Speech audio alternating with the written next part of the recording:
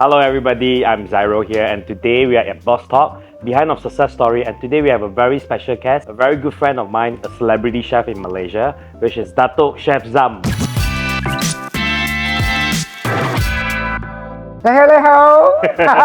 Leho. Yeah, so Behind of Success Story, this episode very unique sebab kita buat di rumah kediaman Chef Zam. So biasanya dekat studio I. So biasanya kita ada setting untuk mamak style. Dan kita pilih-pilih minuman. So hari ni kita relax je lah. So sebelum kita start, mungkin saya nak tanya beberapa soalan lah. So jenama Chef Zam, dia macam jadi jenama di seluruh Malaysia. So apa maksud Chef Zam yang anda melihat? Ini loh. Ini loh. Chef Zam seorang yang easy going, Yes. yang kadang-kadang cepat naik angin. Ya. Kalau tak kena memang naik angin. Kan? Tapi very approachable lah. Fine, you're very friendly. Kan, approachable and friendly, amazing to work with. But when it comes to kerja, very kena serious. proper loh. Pastilah. Kena proper. Kalau ikut dan macam itu yang membuatkan naik angin. Tapi at the same time, saya berperangai macam tu kerana we want to be able to achieve the best quality of work. Kan? Kalau kita cincai bocai, kalau kita cincai bocai, quality pun cincai bocai, and it reflects on the brand. Kalau boleh kita nak elakkan tu, dan kalau kita bila bekerja tu kita kena cerewet sikit, cerewet lah. Mungkin mula-mula tu orang tak faham, alah, buat ini pun tak boleh, ini tak boleh. Bukan tak boleh. Tetapi kalau kita boleh buat dengan cara yang betul, kenapa tak nak buat cara yang betul? Anda dah start kerja sebagai, berminat lah untuk memasak sejak umur 7 tahun. Ingat tak lagi masakan apa yang pertama kali Chef Zam masak? Saya rasa pertama kali, kalau tak silap lah, kayak orang Terengganu kan. So kena goreng keropok loh. Goreng keropok. Goreng keropok. Masa tu dapur kita tinggi sebab masa tu saya rendah. So dapur tu letak atas macam slab, dia macam slab, dia slab, concrete slab. Lepas tu dapur tu cap kupu-kupu, dapur minyak tanah. Dapur minyak tanah, kupu-kupu dia concrete slab tu dah tinggi, dia letak dapur tu lagi tinggi. So kena ambil kerusi loh.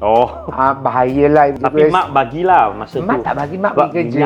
Kan? Curi-curi masak.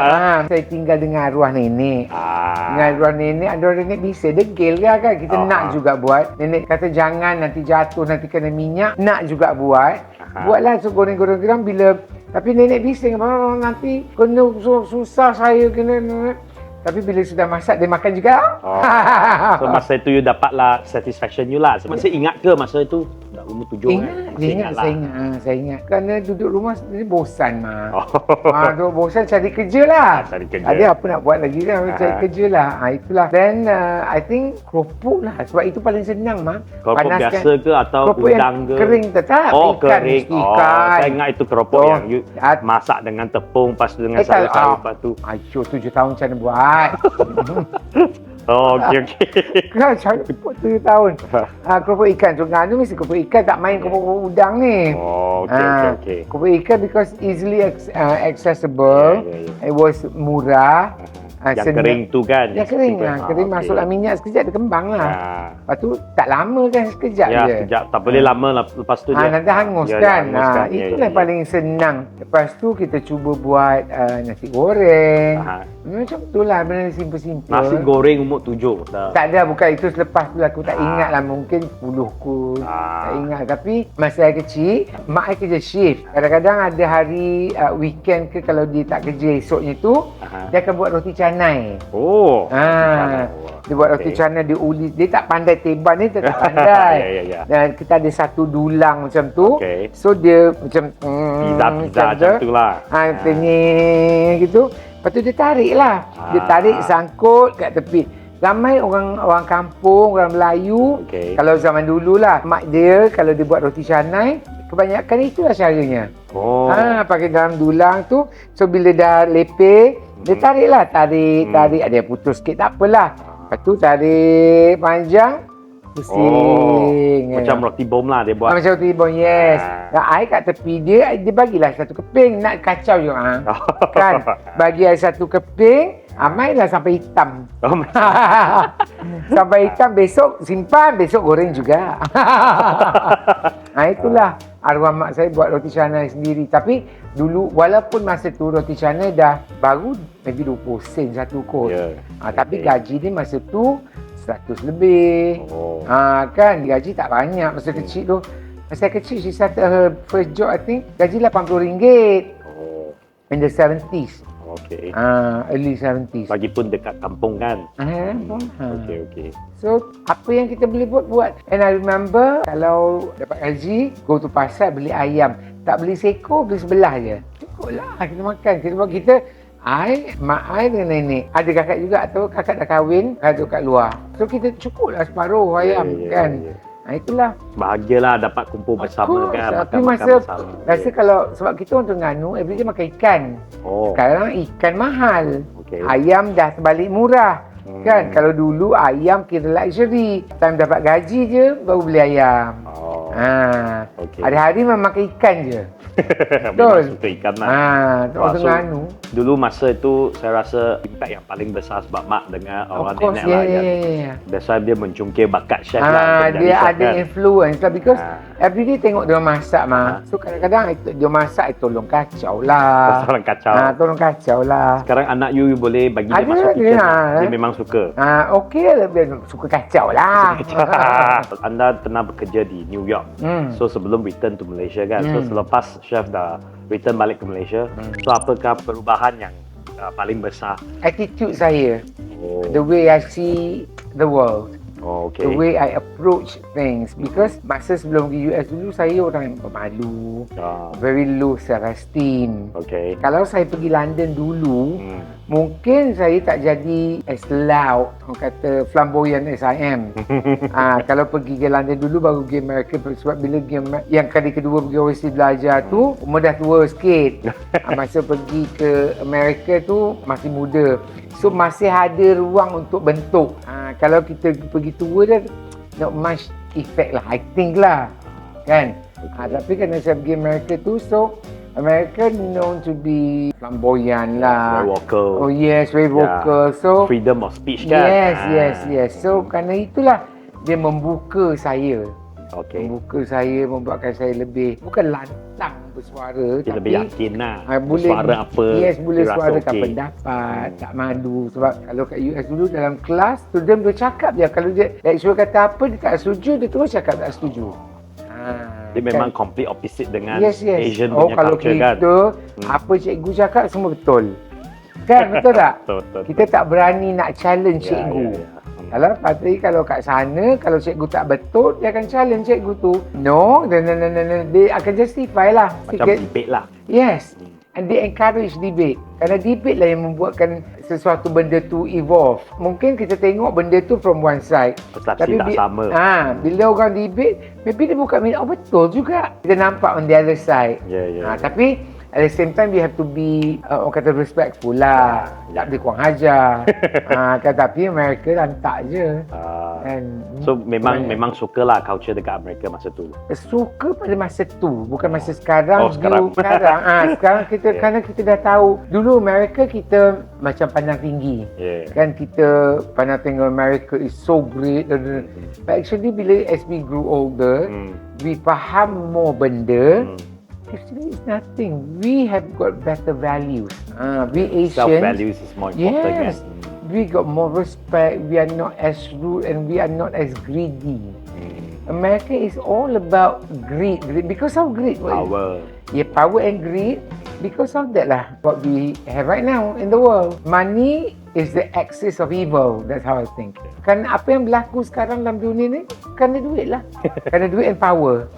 But it depends on how you use the thing. With power comes money, with money comes power. Betul tak kan? Betul. It's the reversal thing lah. Yes. Actually everything of the things kan, actually semua ni pun takluk pada nafsu sendiri. See how you want to measure the thing. Kan, betul. So it's very interesting lah. So as a very famous person for being very, tak adalah famous because what I mean is as a very famous person for being very straightforward. Chef kan, setahu saya dia sangat terus terang. Apa dia cakap dia terus terang. So sudah tua tak pernah simpan, nanti mati tak sempat cakap. Step into a world of serenity where freshness drifts into stillness, and every note falls into perfect harmony. The Night's Atelier. Apakah isu terbesar dalam industri makanan yang menurut untuk anda? Saya sekarang ni saya rasa market Malaysia in a way a bit rosak lah in terms of pricing. Yes, what we have right now does not equal quality Dia tak tally. delivered. Yes. Kalau you tengok sekarang kan especially Gen Z and generasi lebih muda lah, kita lebih FOMO. FOMO kan? Fear of missing out kan? Fear of missing out. Jadi kalau apa yang ada Kita baru maksudnya zaman sekarang ke? kiasu lah. Sedap tak sedap, value tak value, tak apa. Tapi kita mesti nak juga. Itu yang merosakkan kalau kita tengok food vendors. Apa yang dia jual, katakanlah dekat food festival ke apa-apa kan, dia macam dah tak ada. Satu is the quality, it's all sugar, fat, cream, fat. I think the soul, masakan yang mesti ada soul. Also, yes. Creation. Dia creation satu. Dia macam, sorry to say, macam jual sampah at a high price. True. You imagine lah orang jual cake cookies yang put in one jar like that. Whatever lah. It's more to trend. It's no longer you makan because you want to be satisfied, because you want to nourish yourself. This is more like a lifestyle kan? Lifestyle, tapi lifestyle could also be selling and eating good food, nutritionally good, not too much sugar, not too much fat, not detrimental to your body. Tapi kebanyakan kalau kita tengok sekarang apa yang jual could hurt you. Your kesihatan lah. Tapi price at a very premium. Satu lagi ialah bila sebut perkataan premium, everybody wants to sell premium. Padahal yang dijual tu sampah kan? Betul. Yang dijual tu sampah. Tapi bila sebut premium, it's like a license for them untuk letak harga yang tinggi. Imagine air balang RM8. Apa air balang RM8? It's all sugar, colouring, flavouring. That's all. And ice. Okay. Tapi masa bazar Ramadan hari tu RM10 air. Air apa? Sebab dia kadang-kadang nak buat pricing macam pricing yang popular chain, international brand. Dia kata, if you could pay for X brand kan, we can also sell it at that price. Because kita coffee bean dah gitu. Pandai dia try to justify. Some, yes, okay. Tapi some kalau air balang RM8, RM10, minum apa? Kau jual air apa? Air pun tanpa air pahit. Bukan air yang dimasak pun. Ya. Dalam market Melayu. China, I'm not sure. Okay. China, they look for quality. Yeah. China ada jugalah FOMO. Yeah. Ada. I think not only FOMO lah. Sebab kadang-kadang kita buat bisnes kan. Seorang usahawan beretika dia tak sama lah. Betul. Ada orang, I don't want to mention name atau brand lah. Ada banyak lah, you see banyak news kan. Ada orang guna second hand punya minyak. Oh yes, untuk masak recycle, semua itu. Betul. Recycle punya oil. True. So this is all about etika of the businessman. Mungkin to them, saya beli jimat 10 sen, saya beli jimat RM10. So yang itu saya rasa lebih kepada etika seseorang. Bukan pada etnik lah for me lah. Betul, tak kira bangsa. Tapi yang I cakap tadi tu, yang pasal jual benda-benda premium, so to speak. Katakanlah buat cookies, contoh. We pakai pure butter. Memang pure butter. Katakan you need to use 250 grams butter, fat. 20 gram. You pakai maybe 10%, 20% pure butter. The rest you campur. Tapi tak campur, you tak cakap you mix. It's not wrong. Guna premium. Pure butter, tetap pakai pure butter tapi campur dengan margarine ke apa ke untuk reduce the cost. Tak 100% pure butter. Pure butter maybe 20-30%. I don't know. Kan? Tapi, but from the taste you can tell kan? Ada juga setengah benda tak sesuai pakai pure butter. Macam some cookies kalau you pakai 100% butter, when you pipe tu, you bake kan dia macam hilang dia punya shape dia lah. So that's why premium punya ketaatan banyak orang pun salah guna lah. Yes. It depends Kerana, on the etika dia lah. guna perkataan premium, homemade. Biasa macam homemade ni justifies harga mahal. Sebab Premium bukan kilang mah mereka pakai. Tapi buat kat kilang lebih bersih kadang-kadang daripada buat kat rumah. Maybe yang join food festival tu pakai gloves. Actually kalau you basuh tangan is lebih bersih daripada pakai glove. Bila pakai glove you macam feel you are habuk protected. lagi. You pegang itu, pegang siapa pegang duit, lepas tu pegang makanan. Lebih kotor. Kalau tangan you rasa kotor sikit you berbasuh. Kalau gloves you tak basuh. Nah, itulah macam not well educated yet lah our vendors or our orang kata food service people ni yang macam yang bukan buat full time, yang join fair macam itu. I will not buy lah. Kadang-kadang kalau I pergi tu fortunate dapat orang bagi kan. Tengok benda juga kadang-kadang tak makan. Yalah, tengok pun takut kan. Kan colouring, flavouring, it's all chemical. Yeah. Bukannya I kata tak makan juga. Tak pantang. Tapi kalau yang macam tu tak nak lah. Cara proses dia lah. Ya, I kata cheese. Satu lagi Melayu punya. Bukan kutuk Melayu ni tapi I cakap kenyataan lah. Orang Melayu suka kek yang ganache. Ganache. Yang meleleh. Yang melted chocolate, whatever meleleh. Lepas tu cheese meleleh. And little did they know, the cheese yang dipakai tu bukan real cheese.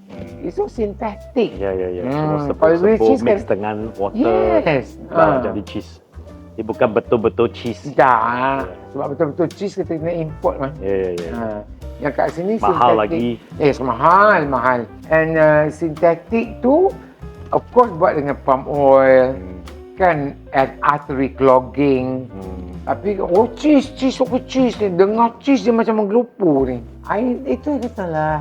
There needs to be more consumer education. Do you think the educational, like vocational school like your school, of you course. need to start, since young, you need to educate them about this. We need to educate all these young chefs, golongan pelapis, supaya dia boleh bawa sesuatu yang to contribute to the community, contribute to the industry. Kan? So kini banyak chef pun menjadi content creator kan? I believe you are one of the content creator. TikTok pun hangat popular gila. So apa pandangan anda mengenali perkara ini? Bagus. Kalau dulu kita nak tengok selebriti, satu platform lagi kan sekarang. Yes, celebrities are only konon the chosen ones. The chosen one like you know you cannot go. No, I'm not. But now everybody can be a celebrity. Everybody could be internet sensations, kan? Jadi the way I look at it is peluang untuk cari rezeki tu lebih luas. Kan? The challenge is can you sustain or not? Without proper ilmu, you could be an internet sensation for maybe a few months or maybe a few years, even though without ilmu, without education. Tapi with ilmu, with education, with the consistency, the value that you instill in your content, that could benefit the general public. That you can sustain your career throughout the lifetime. Maybe, I'm still here. I started my career on TV since 2021. Until now, masih okay with Chef Wan, Chef Ismail. 2021? Sorry, 2001. 2001. And we are still here. I think stay relevant is very important. Yes. And of course, if you are passionate, ada passion, apa bidang yang you ceburi sebab ada passion, sebab you suka bidang itu. Tapi at the same time, you have to be able to contribute value. And the general public must see you as having some value for them that benefits them. Then dia akan stick to you loh. Sekarang Maya berkonten creator yang come and go. Jadi viral sekejap, lepas habislah. Dia kena sustain kerana mungkin benda tu hangat sekejap. Core values lah yang paling important. Stay relevant. Right.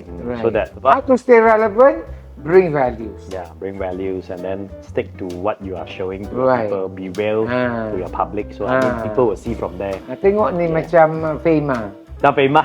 Daripada muda sampai tua masih relevan. Kan? A luxurious secret hidden in the bloom. The Knight's Atelier. So, on the next question, what do you think that the Malaysian traditional food yang kurang dihargai? Which one you think that is less? But now I'm glad the trend is changing.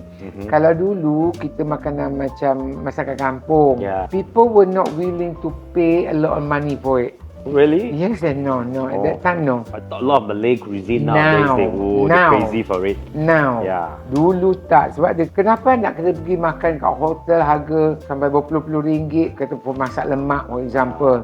Whereby I can get dekat warung tepi jalan for a fraction of the price. But now, people are more appreciative. They value our local cuisine more and willing to spend more money for good food. Good quality local cuisine. Kalau Chinese market tu lain. Chinese market dia bayar. Kalau dia kata pada sedap, dia bayar. Kedai tepi longkang mahal pun dia pergi beli. Betul tak kan? Okay. Dia akan pergi cari. Kalau Melayu ni biasa kurang sikit. Tapi now, saya kata I'm glad the trend is changing. We see more appreciation and value for local cuisine, for Malay cuisine especially lah. That's why we have Rembayung, we got Chef Wan, D1, we got Chef Ismail. Chef Ismail tak mahal sangat lah. Tapi I think it's not cheap anymore. I mean, ingredients are mahal now. Kan? For example, peria, cili kampung. Kan, meaning people willing to flock them and to part ways with their money for good quality Malay food. Don't you think it's a trend sekarang? Sebab kebanyakan dulu mereka menghargai the future. But now when you're in here, you will pass back the nostalgic food. Oh yes, of course. Macam nenek saya masak lah, 50 tahun. Betul. Itu actually selling point lah. Branding lah, buat sikit story. Resepi arwah nenek, padahal you tak sempat jumpa pun ibu yang arwah nenek. Dia mati dulu. Kan, overspeed arwah nenek. Okay. Tak tahu pun nenek dulu pun macam mana. Okay. Tapi as a celebrity chef and as a chef, what do you think that one Malaysian food, okay, or a traditional cuisine, dia memang value ada tapi jarang orang tahu? Ada banyak macam makanan. Ada satu jenis kuih savory nama keang. Even orang Terengganu pun ramai tak tahu keang. Ya, memang tak tahu lah. Dia macam tepung beras, tepung gandum sikit, dia campur air, lepas tu dia kukus. So jadi macam, bukan macam cicong fan kan nipis. Ada nipis tapi dia tebal. Macam besar-besar ni potong. Lepas tu makan dengan kuah santan. Dalam kuah tu dia letak ikan panggang. Ikan yang dipanggang, ambil isi dia. Kasih hancur, halba, halia, bawang merah. Masak dengan santan. Ini panggil ikan. Tak, ini masakan ini panggil apa? Keang. Okay. Dia memang main course ke atau snack lah. Dia savory. Savory. Okay. Tapi kita Melayu makan biasa at room temperature mah. Semua benda makan room temperature. Kalau masalah ada serve chill, kita tak sangat. Dia ada lekat ikan loh. Maksudnya kena fresh makan lah. Kalau dia tak tahan lama, dia santan cepat basi lah. Ya. Okay. Itu pun masakan yang jarang orang tahu lah. Jarang. Orang Terengganu pun tak tahu. Bestnya. Nampak macam sangat mudah nak buat. Sangat senang. Mudah. Bukan mudah. Mudah I. Awet mudah. Sangat mudah nak buat itu. It requires skill. Kalau tak pandai buat, dia punya itu dough tu keras. Kalau lembik sangat, gitu. Nampak senang nanti buat kan, tengok macam mana pergi kitchen you dah buat. Sekarang boleh lah. So pada masa kini, apakah perkara utama dalam pengurusan sebuah restoran that you think? Quality, consistency, that is hard to achieve. Very hard to achieve. Very hard to achieve because usually kalau tukar chef, tukar rasa. Kadang-kadang that's why SOP human sama kan. Yes, of course. That's why SOP is very important. Kan, then you can only duplicate whoever comes in. Tapi also bila you ada SOP, kalau staff tak ikut habis juga. I think lah the hardest part of running an F&B business is human capital You need to control human is the hardest part. That's the hardest. Emotion lah. Sebab emotion kan. Dia tak macam Robert. Okay. Itu sama dengan college pun sama mah. Sama, any business sama lah. Sebab culinary school pun not easy. Tahu saya sebab Chef Zam pun dalam bidang ni dah lama. Lepas tu ada college lagi. I rasa pun sebab you very depending on the human capitalization. Of course, so then you have emotional, you need to support them and stuff. So it's not easy also for you to run. So how many students you have? 100 plus. Yeah, well, very good. So hopefully that one day will open We up more want to branches. grow, we want to tambah more courses, Yep. not only culinary, we do pastry bakery, and maybe other engineering courses. So we talk about social media, we talk about content creator. So in this world now, do you think that having a media social, especially when you have a lot of bad reviews and stuff, so how do you deal with it? And do you think that as a Okay. keyboard warrior, it will damage the brand? Of course, it will. To a certain extent, yes. Tapi we Malaysians are quite forgiving lah, I must say. Macam I was involved in this unfortunate incident first day of puasa Okay. because something that I typed jokingly. Okay. I typed something jokingly. I said, buka puasa is 7:29 and you guys ni sibuk menggelitis nak balik at 4:30 daripada office ni, kenapa? Buat catering ke? I typed that, the whole Malaysia bashed me. But I think if I were to do it on video, cakap with my tonation lain, people would have taken it differently. Yeah. Because when I typed it, people read in whatever tone that they read it lah. So it became an offense to them. But now, gone already. Okay. Kan? Because you don't mean that also anyway. No, I You did just- not. Tapi those people who didn't know me, memang makilah, carut lah. I know.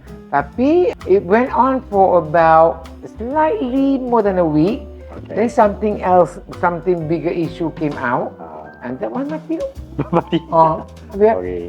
But you don't take it personally kan? Because I No think, lah. ya lah, you No already lah. dah biasa dengan semua ni kan? So you don't take it personally. Yeah.